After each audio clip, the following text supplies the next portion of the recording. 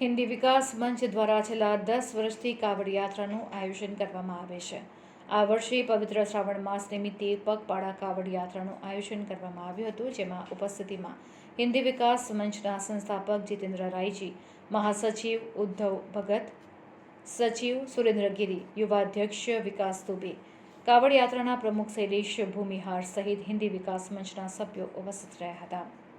કાવડ યાત્રા વડોદરાના ફાજલપુર મહીસાગર નદીમાં સ્નાન કરી જળ ભરીને ફર્ટિલાઇઝર છાણી ફતેગંજ કાલાઘોડા થઈને વડોદરા ખાતે આવેલા લાલબાગ સ્થિત શ્રી કાશી વિશ્વનાથ મહાદેવ મંદિરે પગપાળા કાવડ યાત્રા રવાના થઈ।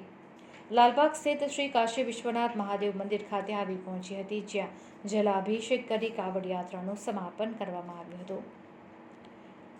મહીસાગરથી નીકળેલી આ કાવડ યાત્રામાં 600થી વધુ શ્રદ્ધાળુઓ જોડાયા હતા।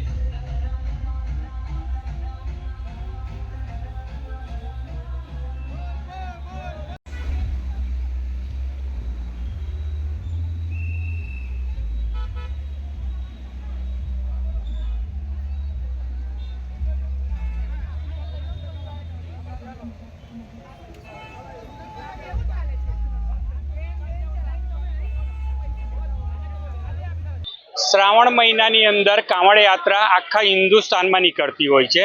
તો આપણા વડોદરા શહેરમાં 10 વર્ષથી અહીંયાથી છે ને આપણા હિન્દી વિકાસ મંચ, પછી તરસાલી કાશી વિશ્વનાથ મંદિર ટ્રસ્ટ દ્વારા આપણે ચાલતા પગપાળા આ કાવડ યાત્રા નીકળીએ છીએ। ફાજલપુર મહીસાગર નદીથી પાણી ભરીને અને ત્યાંથી ચાલતા લોકો આ કાશી વિશ્વનાથ રાજમહેલ રોડ ઉપર આવીને મંદિરે જળાભિષેક કરે છે। કેટલા લોકો આ કાવડ યાત્રામાં 500-600 લોકો હોય છે, દર વર્ષે વધતા જ જાય છે અને શ્રદ્ધાળુઓ હમણે હવે દર વર્ષે વધારામાં વધારા થતા જ જાય છે।